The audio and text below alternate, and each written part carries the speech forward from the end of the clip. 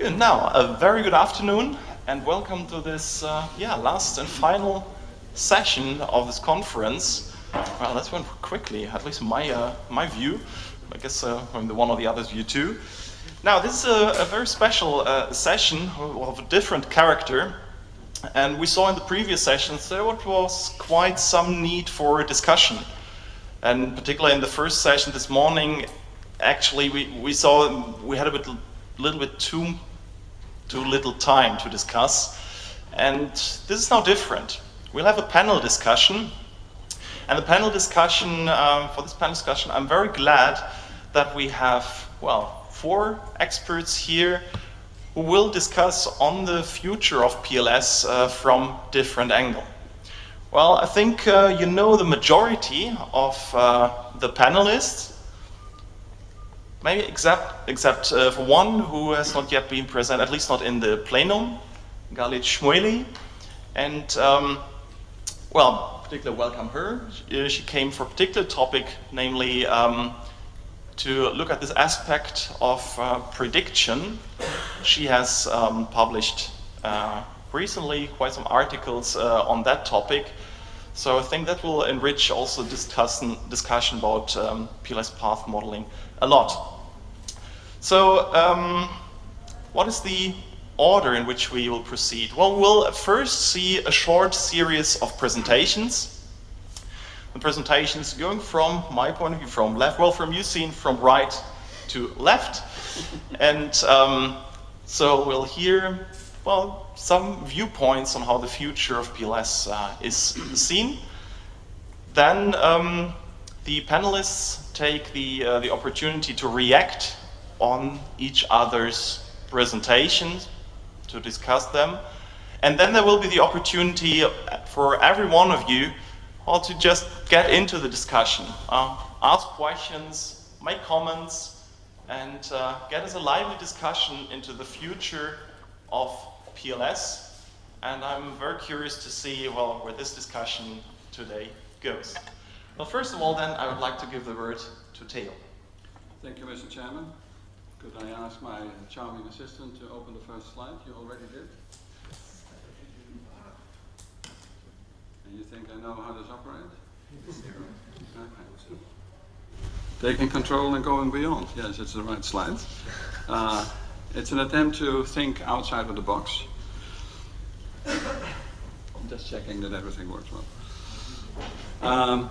Usually we have expectations concerning the signs of loadings and weights. In the generic case, in fact, they're just positive. You expect, my charming assistant is doing what she's... Does it really work? Yes. Yeah? Okay. Who does not understand me?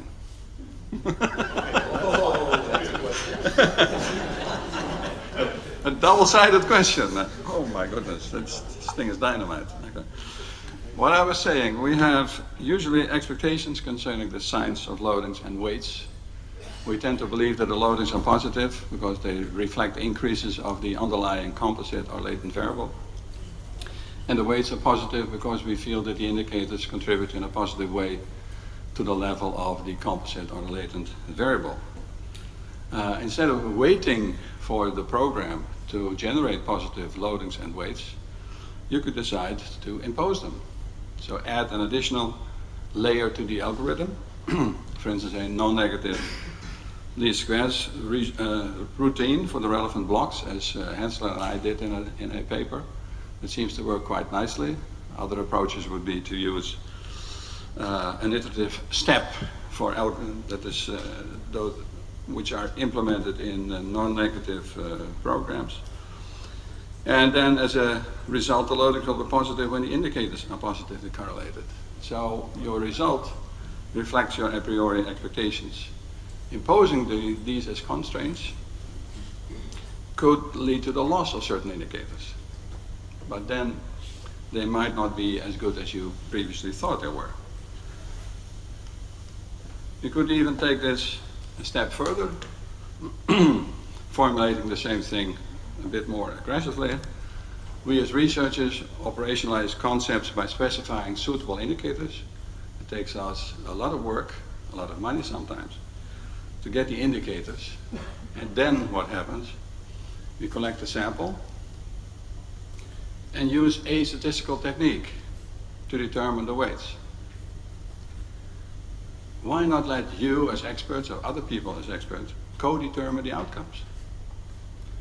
And to me that was very natural. I headed a team of sustainability experts who collected data on companies and countries on many indicators. So we had a huge data matrix. A row is a company, a column is an indicator. And the very idea that we would let statistical techniques decide the relative importance of the indicators was an insult to their intellect. They thought they had outspoken views about which indicators were more important, and they wanted to take that into account. Now the things we used, just another check, everything is moving behind my back as it should be. The things we used was the first option, analytic hierarchy process. I'm not sure whether you're familiar with this. And you could also integrate the outcomes across experts. Another approach would be to choose weights representative for broadly defined admissible regions. You could, for instance, decide that indicator 1 is most important, but it should not dominate all the others. Then we had 2 other indicators equally important, and the 4th one less important.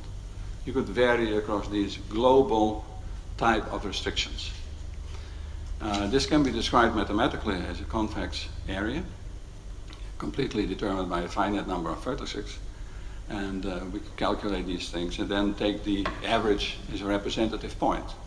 For this particular set of constraints, you get 40, 25, 25, and 10%. So you had a good argument to convince other people that this was reasonable. And in fact, the approach allowed you also to vary across the weights, consistent with this global inequality system. And then to find out in what sense and how much the results varied when we changed the weights a little bit. That's the red line in my research always. I don't want to present a result whose value is very sensitive to plausible changes in the input. It makes me worried always, and small changes have big consequences. And the third possibility, which is technically a bit more advanced, is fuzzy logic. But the basic question below that is quite straightforward. It allows you to answer the question, to what extent is it true to say that the entity scores high on most of the important indicators? This will lead to nonlinear ways of aggregation, and we also use that to good effect. So essentially what is asked for is the option to fix the weights or the construction of the index in the PLS routines. This afternoon I was present at a presentation of Smart PLS, and I thought this request was already satisfied, but if I understood it correctly, it meant that all the weights were specified in one stroke for all the concepts, right? I'm looking at Smart PLS man. You can specify for each indicator an individual weight. But then you have to specify it for all the indicators throughout the entire system, because you fix the number of iterations to 0. So it stops. So you don't have the possibility to fix the weights for one concept about which you have very clear ideas, and the others are constructed in a way so that they are statistically more meaningful. You don't have that option yet. Okay, so the question still stands. Going further still, I would like to transcend sometimes the need of choosing weights. And for a theoretical analysis aimed at understanding, I would suggest to generate just all possible weights and look for invariants, things that don't change. One example is an IT application by Chin. We use this data for the model on the bottom of this slide, and it says we have a linear model plus squares plus interaction.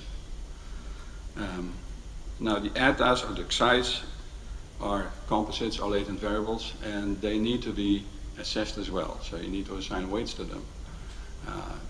You could do that in many different ways. I just decided to use a large number of weights generated randomly. In fact, I used the fuzzy logic approach, so it's a very large set of nonlinear ways of aggregating the indicators to composites. And then just check what happens with the outcomes of the regression analysis. Then I get the following table. The larger figures are the bounds of what you get by varying across, I think, 10,000 different sets of weighing systems. So beta sub 1 is between 0.42 and 0.53 for 95% of these weights. And beta sub 2, a similar interval. And beta sub 1, 2, the interaction coefficient, is always between, in 95% of the cases, between minus 25%, minus 25 and minus 13 across all different weighting systems. So whatever weight you choose, the interaction is negative. And that's a result that is quite independent of any particular approach that you chose. The smaller numbers in parentheses are bootstrap confidence intervals. And that's an attempt to assess how stable this result will be across sampling, taking samples of the same size. Now, my end conclusion of this particular exercise is that we have good grounds to believe that the interaction is indeed negative, irrespective of the particular way in which we measure these concepts. And that concludes my contribution so far. Thank you. Thank you very much, Theo, for these insights. And I give you the word. Oh, very good. All right. Uh-oh, I just killed the wrong one. There we go. Okay. So obviously we've heard the words explanation and prediction a lot here. In philosophy of science, these words have particular meanings, and I want to make sure we keep track of those when we're weighing the two ideas. In 2009, Heather Douglas had a wonderful paper titled Introducing Prediction to Explanation, tracking the history of these as competing goals in science. And she wrote that until the 1950s, about when people said, what are the goals of science? They said explanation and prediction and sometimes control. But something happened. And she points to a paper by Hempel and Oppenheim, Carl Hempel and Oppenheim in 1948, which was all about explanation. They exalted explanation. That was the goal of science. Prediction, well, if you know what's going on, of course you can predict, right? If you know what's going on, it's trivial. And Douglas tracks over the next 15, 20 years, prediction vanished. It disappeared from the philosophy of science literature, and science was all about explanation. Just as factor-based structural equation modeling appeared on the horizon, a method which is handicapped in its ability to predict, and it's not that it can't do it, it's handicapped by the phenomenon of factor indeterminacy, which probably contributed to the rapid spread of factor-based methods. But when we say explanation, what do we mean by that? You've got to watch my time. You've got to watch my time. What do we mean by that? And Hempel and Oppenheim had very specific criteria. An explanation means that the outcome is a logical consequence of the explanation. You can't be talking about the Easter Bunny and then say, you know, and this explains this phenomenon over here. A logical consequence of the causes that you have in mind. The explanation contains general laws. They didn't mean you could just make something up. Well, and here's why it's positive. No, there was a law, like the law of gravitation, and you deduce your consequences from these general laws. Now, the explanations we see in our literature too often, I mean, they're half-baked, they're worse than the data. I think we need better explanations. They're subject to empirical test. They can be invalidated, and they're true. That's a sound explanation. Now, when they said explanation, they did not necessarily mean a mechanism. You didn't necessarily have to be able to say exactly how this works. And gravity is a good example. We have laws of gravitation. They work very well, you know, boom, gravity check. I know exactly every microsecond exactly where this watch is going to be if I drop it. But nobody knows how gravity works. Einstein had a notion about the curvature of space-time, but we don't know. We don't have to know to have a sound explanation of gravity as a phenomenon. Thank goodness.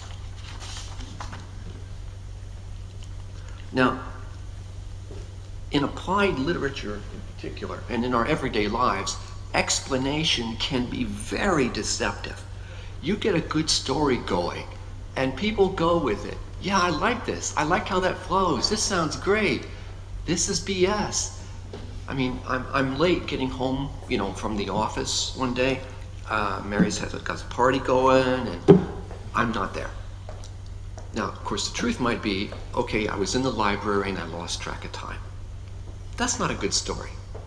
I need a good story. It might involve a flat tire, involve something going on downtown. That'll go over real well. But we do that in science too. We tell ourselves a good story and we believe the story. We invoke confirmation bias, and Nickerson had a wonderful paper, an overview of confirmation bias. We work to maintain the story rather than testing it. And totally irrelevant details can mislead us, get us into really bad heuristics. We fool ourselves. And prediction without explanation, is there any value in it? Of course there is if you play the stock market or you play some bets. If you can predict accurately, you don't need an explanation. You need a chauffeur, maybe, but you don't need an explanation. But nevertheless, when we do research, explanation's intrinsic, right? Why do we choose our sample? What's our dependent variable? We choose these things, we design our studies based on theory, which is itself an explanation. It's built around an explanation. It's hard to live without explanation. I'm not sure how we could live without notions of the causal models that govern our lives.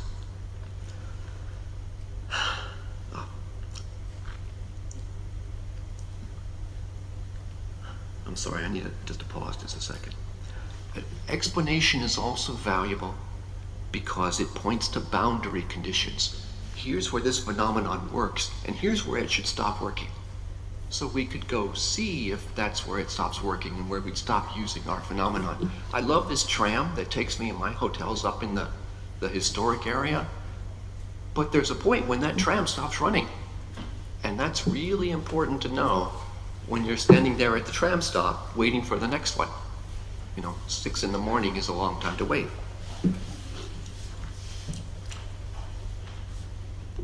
Now, prediction isn't just knowing the value of an observation. In philosophy of science, they make a distinction between accommodation and prediction. Accommodation means fitting a model to known facts, which is what we do when we estimate model parameters. We take data, we use the data to estimate parameters of the model. We have accommodated that data. Prediction means fitting facts that you didn't have when you made the prediction.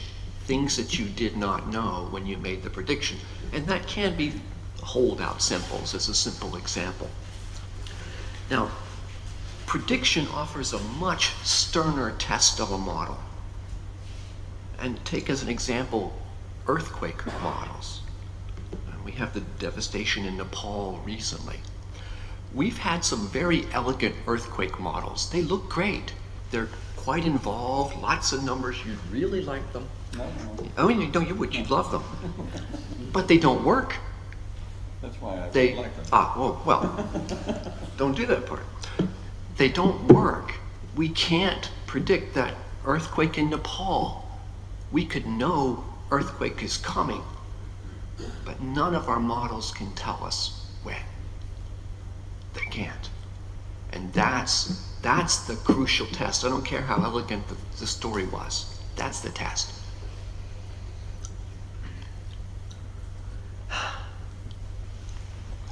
Now, I'm running short. Oh, 1 more. Ooh, 1 minute. Okay. Well, then I'm going to skip a little bit because I'm inclined to run on. Okay. There we go. I'm not a big fan, as a test of prediction, I'm not a big fan of Stone-Geisler's Q-square and even split half sampling, because you use so much of the data in developing your model, and there's relatively little that you're actually predicting. I would favor the Dana and Dawes approach, where we generate a large population and we predict out of a small piece of that. Like we generate 10,000 observations and we predict out of 500.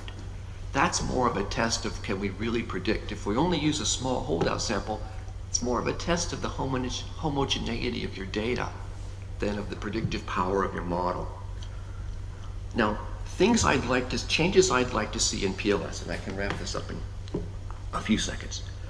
Number one, sample size. We've got to have larger sample sizes. Dana and Dawes results, our results show that if your sample sizes are tiny, you can add up the indicators. Just add them up. Simple weighted sums will outperform estimated weights in prediction. If you have small sample sizes, don't bother with complex statistics. And the second thing, I'd like to see people stop using the formative reflective jargon. That's not in my slides here. It's badly misleading. Formative doesn't mean that we create the conceptual variable. We're just creating a proxy for it. And the reflective side, people still want to call mode A reflective. Come on, it's correlation weighted composites. It's formative like everything else. There isn't reflective and formative. There's factor and composite and other alternatives. And the sooner we stop talking formative and reflective, the quicker we can move forward. Thank you, in particular for these additional insights. Good, but also It also gave a good, good bridge to prediction, and we'd like to hear more about that. Galit, I give you the word. Okay, all right.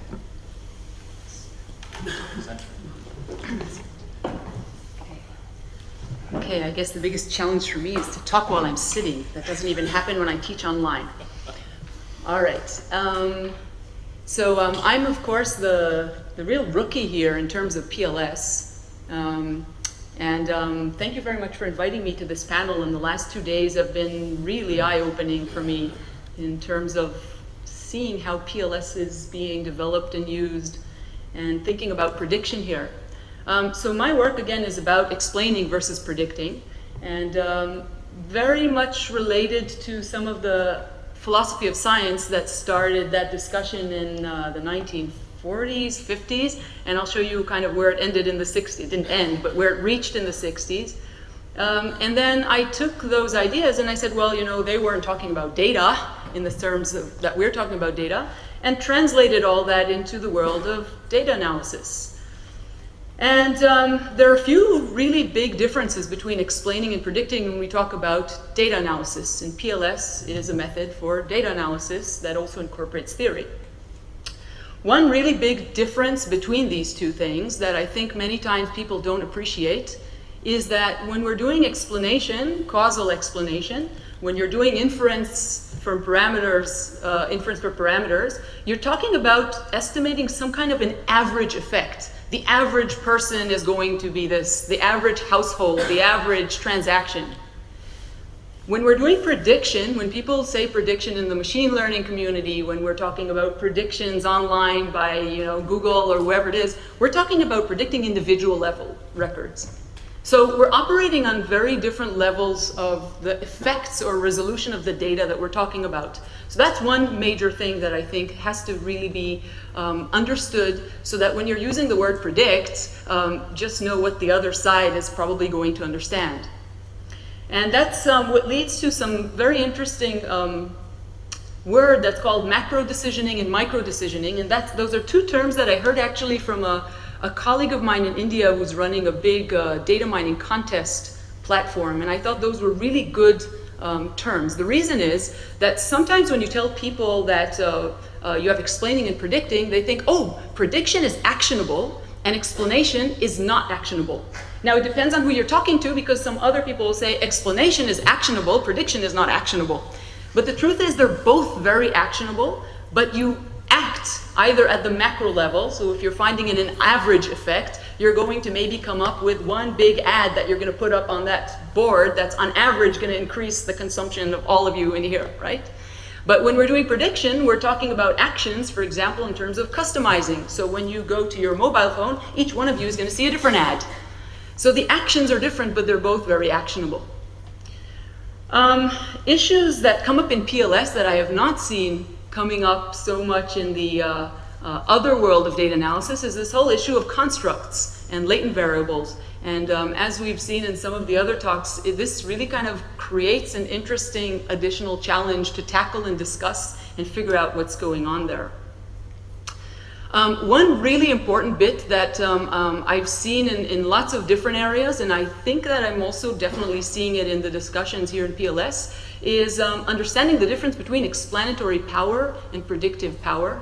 And of course, those terms, you have to define what they are. But if you think again about on average effects versus individual level effects, these two things are very different.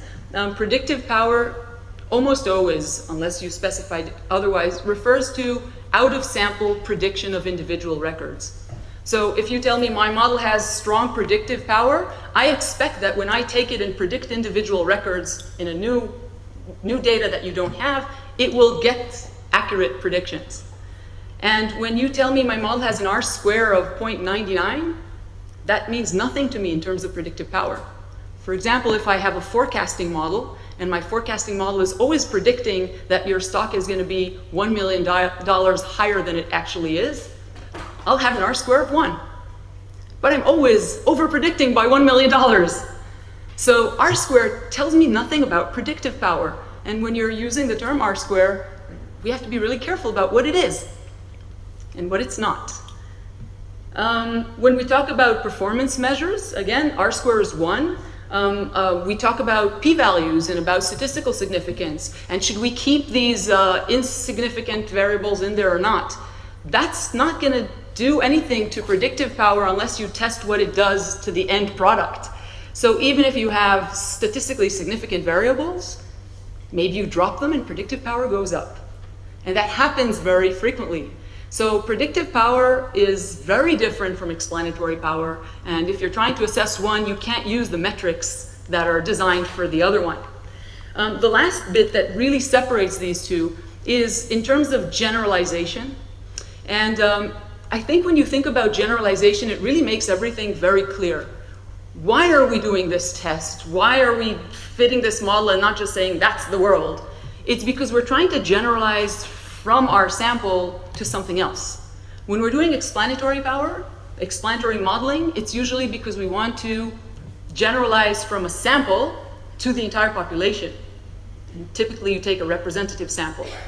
There's, by the way, a completely different type of generalization, which is scientific generalization, which aims to take a model, let's say from one country, and say this generalizes to another country. And of course, that's different from statistical generalization when we run statistical tests and p-values. That's different. When we're doing prediction, generalization is again different, because we're not trying to generalize from a sample to the population. We're trying to see whether our model, our mechanism, our tool is going to accurately predict new records. And those new records can be maybe in a different country, or maybe in the same country, maybe tomorrow, maybe in 15 years. But the generalizability is very, very different. So before we start moving ahead and saying, here's what we want to do, we want to think about what we're trying to generalize to. Once we understand what the generalization is, then you know who's the bad guy. In statistical generalization, we're afraid of type 1 and type 2 errors, right? Oh, we'll by accident say there's an effect, but there isn't one in the population. It exists in the sample, but it's just happened, right? It's not really in the population. Or type 2, the other way around, right? But in prediction, nobody cares about these types of errors because that's not what we're trying to generalize. In prediction, what we care about is overfitting. We fit our model too tightly to our sample, so it doesn't have enough freedom or degrees of freedom. It's too confident in itself to actually predict anything that's a little bit different from that. So the risks and what you're trying to optimize is different, and therefore your whole process of fitting a model and evaluating a model is completely different. It's just a different dimension that you're looking at. This is what happened 20 years after the quotation that Ed was showing you before. Dubin, in a famous book called Theory Building, says theories of social and human behavior addresses themselves to two distinct goals of science. So by this time they realize there are two things, they're distinct: prediction and understanding. I don't have here the quote that's in the same book that comes out later on, and again, this is 1969, where they say, today in the social sciences and people still don't understand the difference. And it's 2050 now, and I think that we haven't gotten very far because there's a real mix everywhere. People just don't conflate them because we don't teach what's the difference between these two different things. So it's kind of our fault. Okay, how many minutes? 3. Okay, 3 minutes. In the MISQ paper that we published in 2011, we made the point that prediction is not just a practical thing to do. Of course it is. Nobody tells you that prediction is not practical and useful. That's obvious. But why do you actually need prediction for developing science? And if you don't do prediction, you're actually missing out on a really big chance to advance science. You're kind of stuck in place. You need both.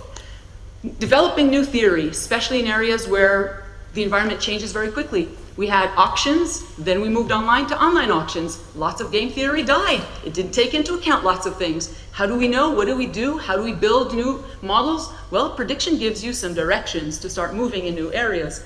Helps you develop new measures. You can actually test and see how well these measures are working or not. Comparing theories. You have theories that are really, really well explained that are opposing, and you can't test them with explanatory tools. Prediction gives another dimension to try and do that.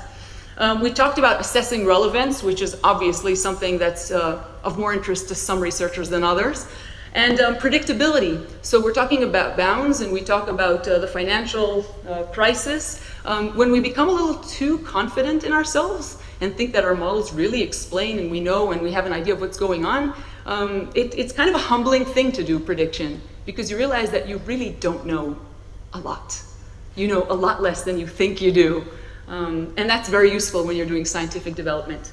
The last thing that I'll mention here, and again it's more in the MISQ paper, is that we were able to identify 4 major dimensions that help you separate explanation for prediction when you're doing modeling, data analysis.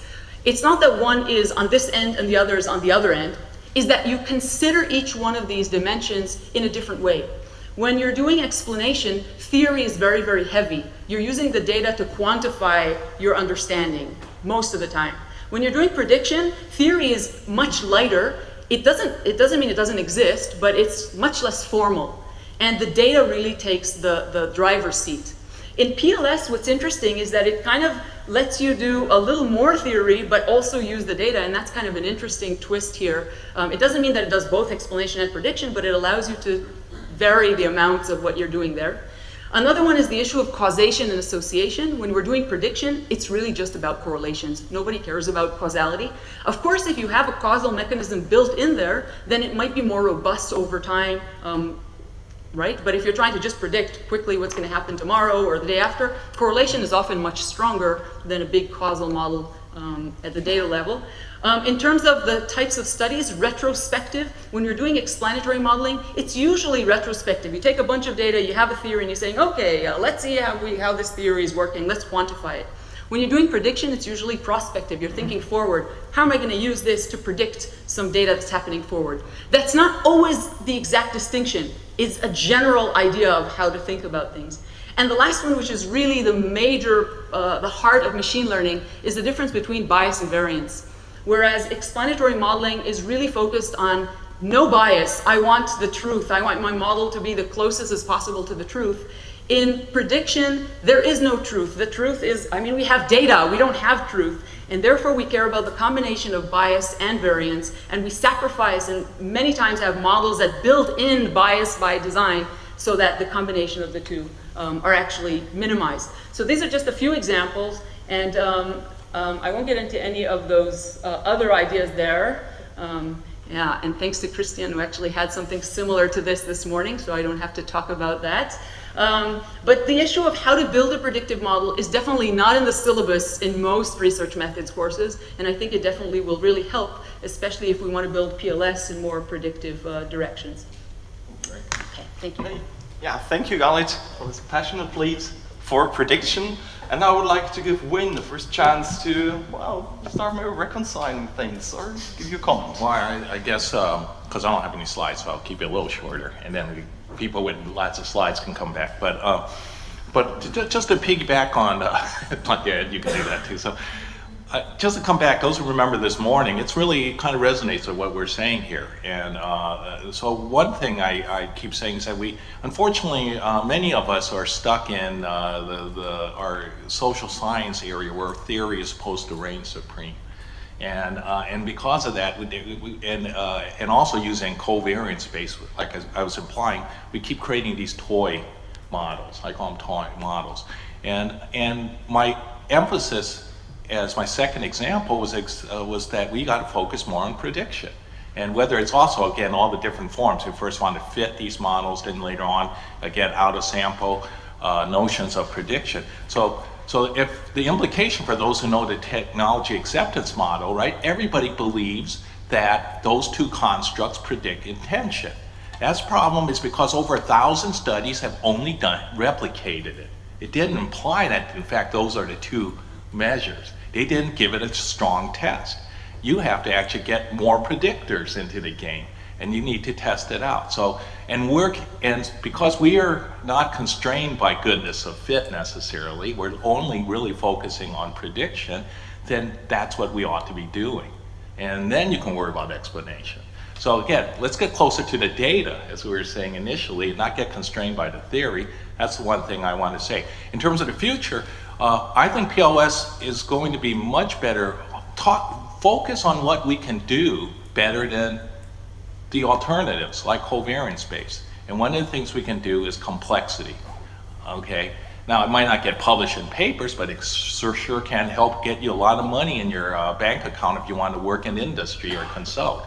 So I really believe, for example, not even with the current algorithms, but as we know, there's new developments already by the statisticians that can allow you to really data mine at the level of 30 to 100,000 indicators.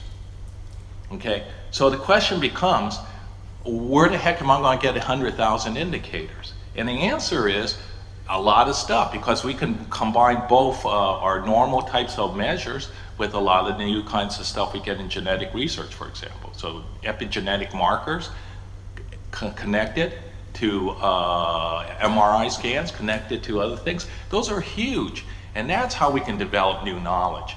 And PLS is one of the techniques that can allow us to do this. And so I think that's number one. A couple other things.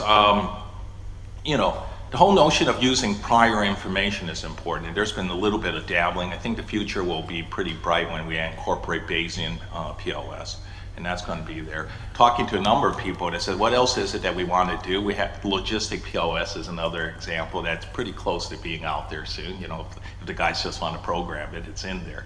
And but in the meanwhile, like I was talking to somebody here, PLS can still be used to do discriminant analysis if you're trying to separate things into different categories, and it'll do pretty well in general. So these are the kind of functions that one ought to do, if you ask me. And there's a few more things, but I'm going to stop at this point.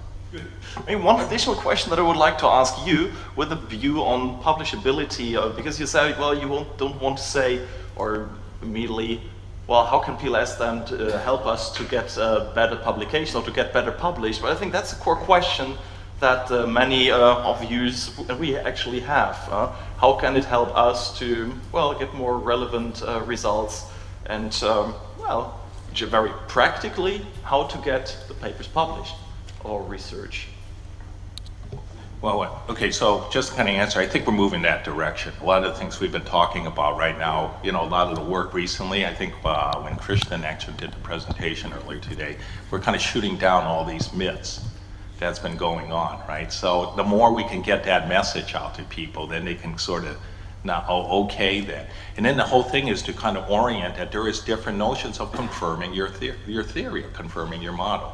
Again, my example is why I do, you know, I gave you an example again, you know, in terms of developed measures this morning, I said, here you go. We disconfirmed, we said this model needed more work and so on, whereas the covariance space with the goodness of fit didn't catch it.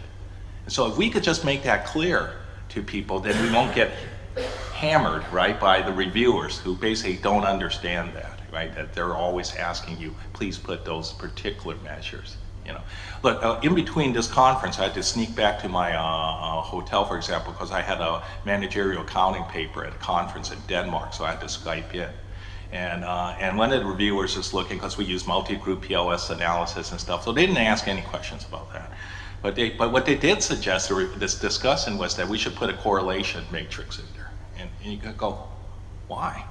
Okay, so obviously we just have to get the message out better. And our job is to be able to explain it better in the paper why we don't need to do that. Good. Theo, how would you put the picture together from your view? I'm not sure I'm capable of putting a picture together, but I would like to respond to a few of the comments made by my colleagues. It's disappointing and also unexpected that I agree for 100% with Galit, so I can't comment on that except for this simple statement. I also would like to agree with Chin on many of his points. Unfortunately, that is Ed Rigdon. I do agree with his statement about formative and reflective, very much so.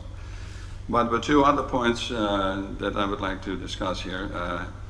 And the first one, I should have added to my weary looks at to a presumed antagonist, and that's factor-based models cannot predict. No, it's not cannot. Absolutely. They're handicapped. They're handicapped. Every model is handicapped, Ed. And when you say this in particular about factor-based models, that's way too negative. But if you want to retract, fine. I think this asks for a new I'd be happy to elaborate, but not retract. Okay, you're making it very exciting. Factor indeterminacy is something that the factor community likes to ignore. They've been ignoring it for decades. We first discovered it, Edwin Wilson was the first, when he reviewed Charles Spearman's book, The Ability of Man, in 1928. It's not new. Every factor, every common factor has an arbitrary component. Arbitrary. It's not necessarily random, but it doesn't come from the data. We can make it up, and the most important part is we can make up 1 million different versions of that arbitrary component. This blurs the correlation between a factor and any variable outside the model. And you can't leave out this arbitrary component. If you do, you get common factors that do not replicate model parameters. They misestimate the correlation matrix between the factors themselves. So to the extent that factors are indeterminate, we can't make the same precise predictions. And unfortunately, indeterminacy is a function of the number of indicators in a factor model and the strength of those indicators. The unfortunate part is those things are also connected to statistical power and the size of the chi-square. Generally speaking, the more indicators you have and the stronger the indicators, the more likely you're going to have a really bad chi-square, but you're going to be minimizing factor indeterminacy.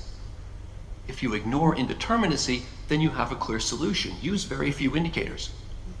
But in ignoring indeterminacy, we're producing bad research. I'm trying to squeeze a word in.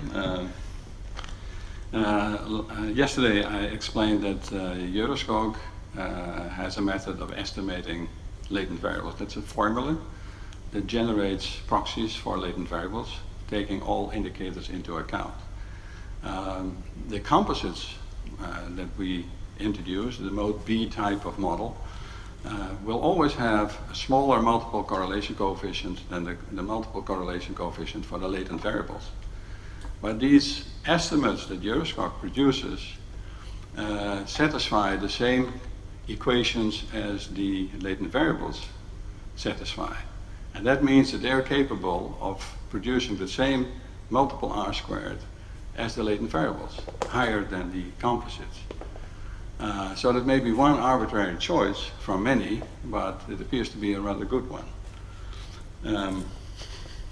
We had the discussion before on a number of papers, so I don't think that we will ever agree. But for the time being, perhaps it's best to say that we agree to disagree. And could I move on to the other point before we take the discussion on this topic entirely? The last point is your comment on Stone-Geiser or cross-validation.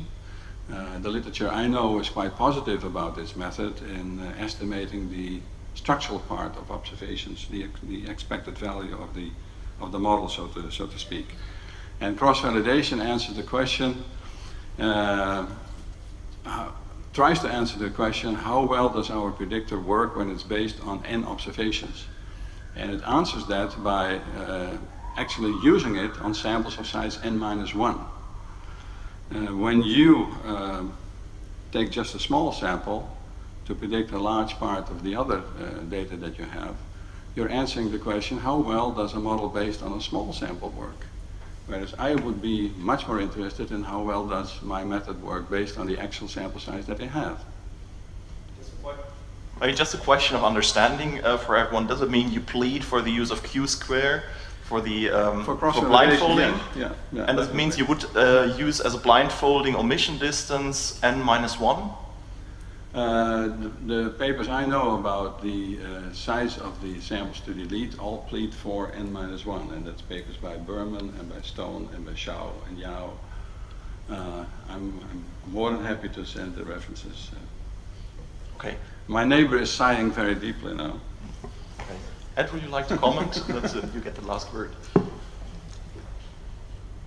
Using our approach doesn't mean your sample size is small. You can generate a population of 1 million and use a sample size of 100,000, and you're leaving out 900,000.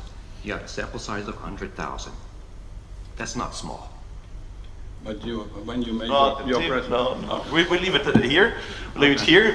Otherwise, I think that's something that maybe need to discuss with the beer later. Yeah. Maybe Galit, you would like to step in. Save us. Oh, that one. Okay, thank you. Just a small comment on this issue of how much you leave out and how much you bring in. I mean, cross-validation, you can do it 10-fold, 100-fold, leave one out. It's an issue of bias versus variance.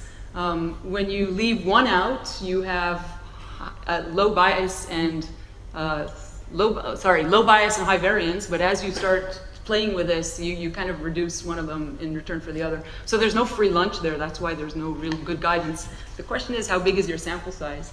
But if I can just say one more thing. So when I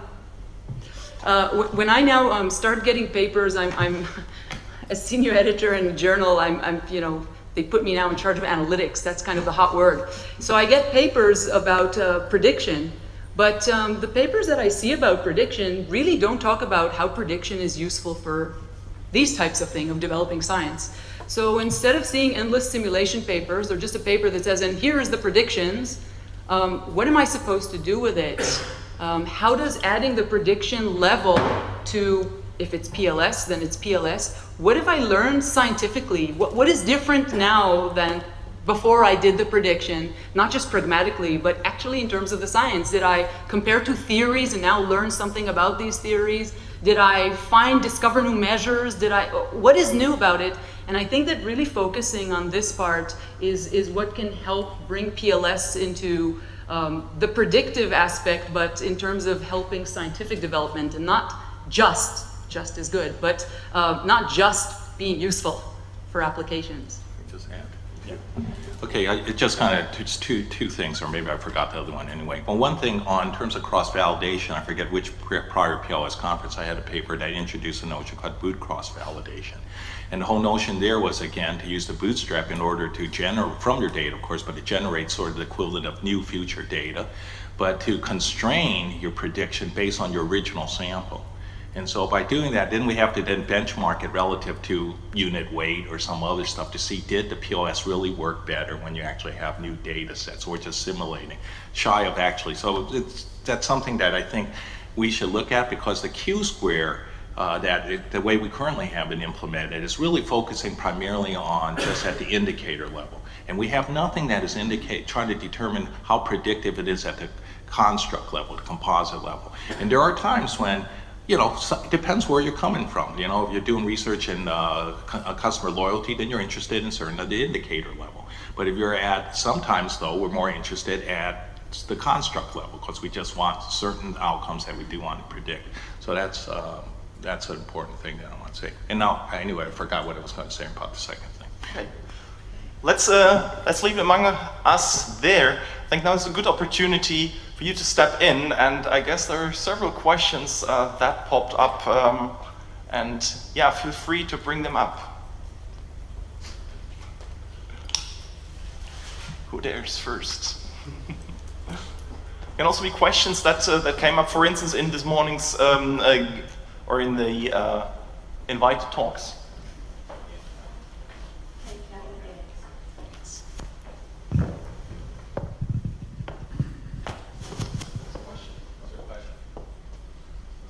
No more.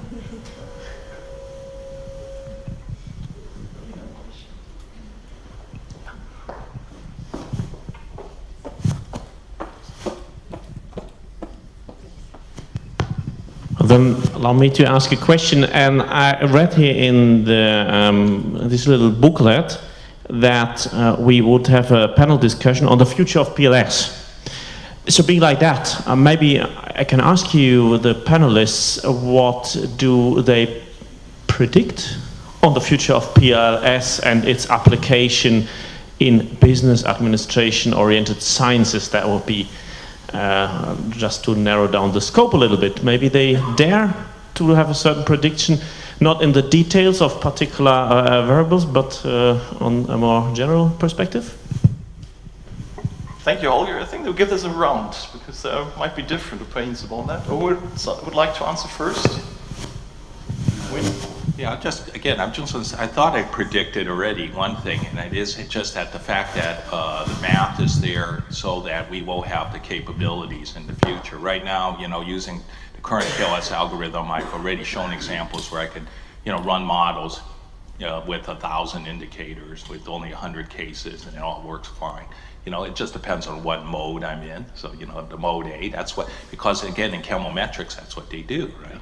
Exactly. And so therefore, that's where we have a strength to be able to do that. And the future will allow us to be able to expand. Once you have the capability, like in the old days, in the 50s and 60s when they first had mainframes with multiple regression, now they had the capability, and right away they start using it.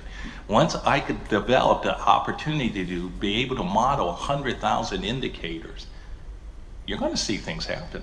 So that's the future. It's going to be there soon.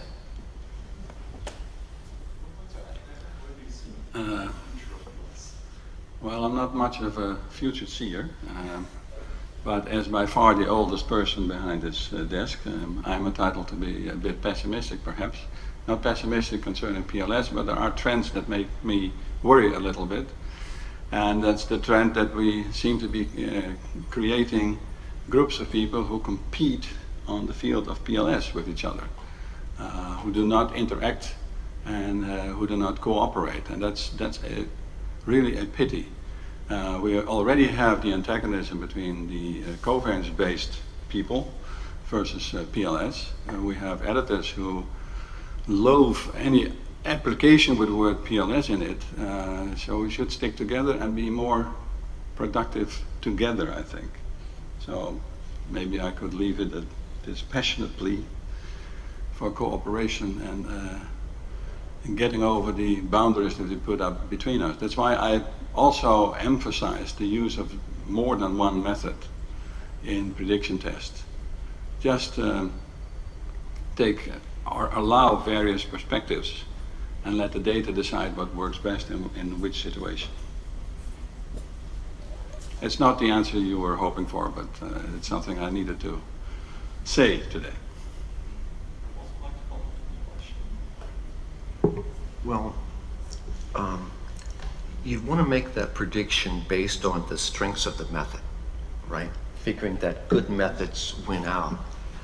But if you read the work of Gerd Gigerenzer, for example, on the misuse of statistics generally and how basic concepts of null hypothesis significance testing and p-values are hopelessly misunderstood and mistaught around the world across many disciplines, it doesn't seem to be true to say that, you know, the truth will come out, the best method will prevail.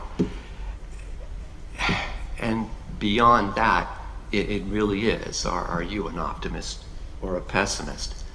And so I really don't know. I also don't invest in individual stocks. I buy mutual funds and rely on diversification.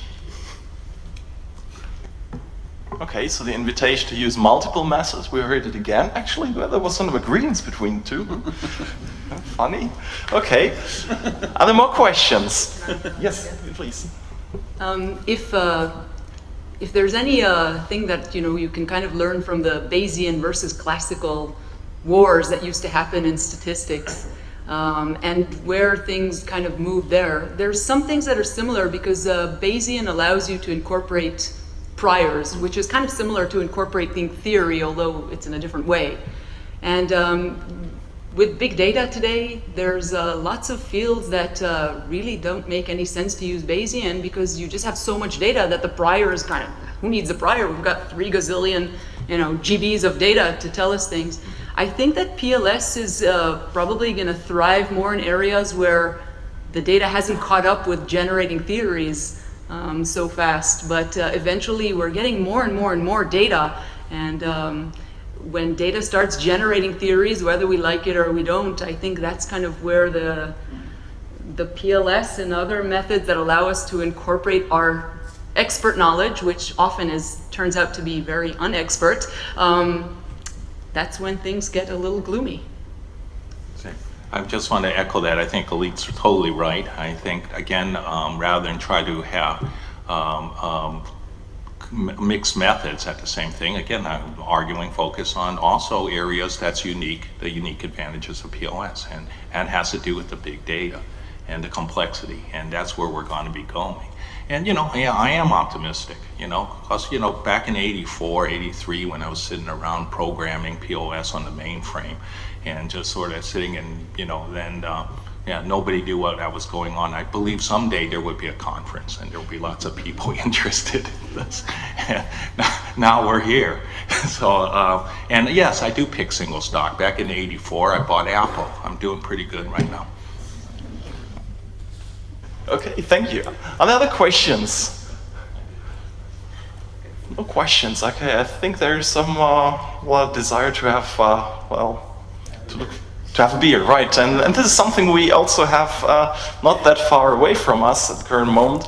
And so I think we should close this session. I would like to really thank you all for your contributions in terms of short presentations and discussion. I think we got a little close to the idea where the future could be without, really being able to say exactly where it will be. But I think maybe that's really to ask much to say what it will be. Anyway, thank you very much to all of you. And I would now like to ask also the other 3 chairs to come from so that we come to a closure of the conference.